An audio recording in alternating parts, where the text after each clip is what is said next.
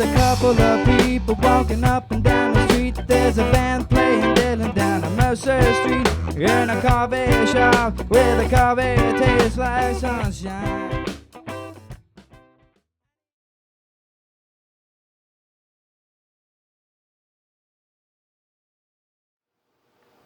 Let's talk about funding. So no matter how much awesome energy you're putting out, no matter how much wonderful work you're doing, it always seems to come back to this, doesn't it? The big green monster. So please don't think that we are above this curve and somehow we have figured all of this out, because it is a constant struggle. We have to always search and investigate and figure out ways to piece our funding together so that we can make all of this work. Early on, we had to take inventory of our skills and figure out how to make it work for us.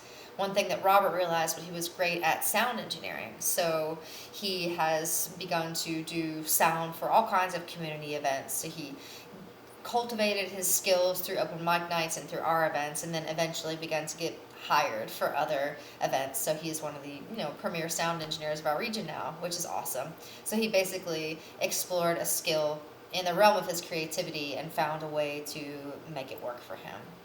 One of the things that I did early on was substitute teaching. I found that's a great job for a creative person. It's very flexible and also creative at times. I was able to bring in my drums and teach the students music and artful projects and talk about creative community development. So that's an awesome job for a creator. One of the best things that we've ever done was team up with a local nonprofit, Community Connections, and that has enabled us to work on grant-funded projects, such as Create Your State, and such as Princeton Renaissance Project, which I will detail to you in one of the later segments of this series.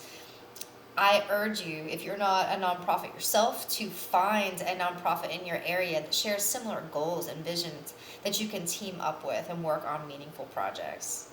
Now, we have businesses, we have Lineum Entertainment, and of course the Riff Raff Arts Collective. We fall into the category of social entrepreneur.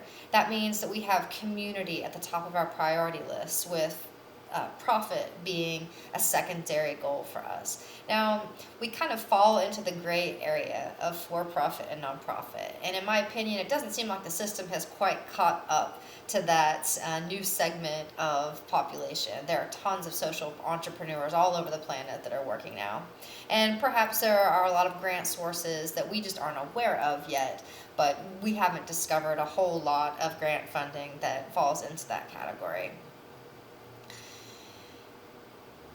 So in our town, as far as our creative services go, we've had to kind of cultivate the scene and get people here used to paying for creative services. I know it's not just our area, but all across the board, people don't tend to realize that creative people need to be paid for their work. For instance, sometimes people will call you and say, hey, would you like to paint a mural on our wall? We'll give you the wall and you can paint the mural for us. They would never call a painter and say, hey, would you like to paint my bathroom for free? But somehow they think that because your work is fun that you don't need to get paid. We encounter that a lot, as I'm sure all creative people do. It's not unique to our area. I see memes and rants about it all the time. But so we've had to kind of cultivate the scene and get people used to the idea of paying for creative services. Now, I wish that I had a magic bullet for you. I wish that I could tell you, here's how you fund your artistic endeavors and just give that to you. And if I had it, I would give it to you.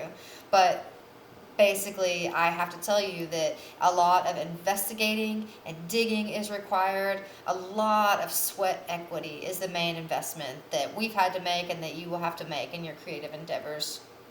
Have to be willing to ask 10,000 questions and travel down 10,000 paths to try to get to 10,000 answers.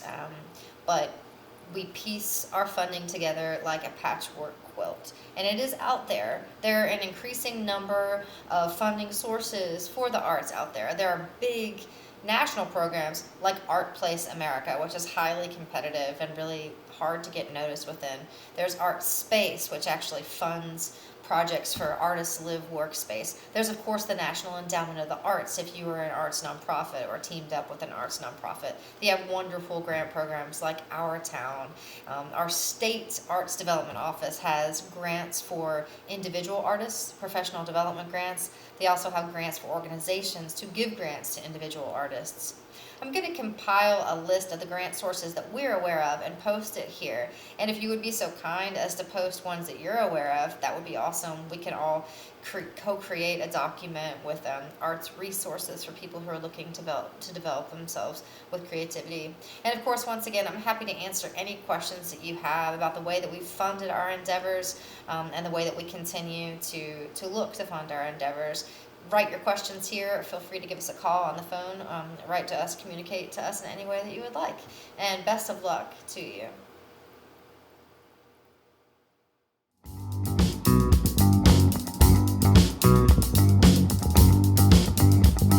We've got a task at hand.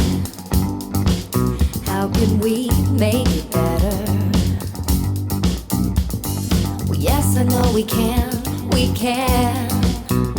We can make a brighter day. Can we look inside and find out what's not right? Recognize the box and then step outside.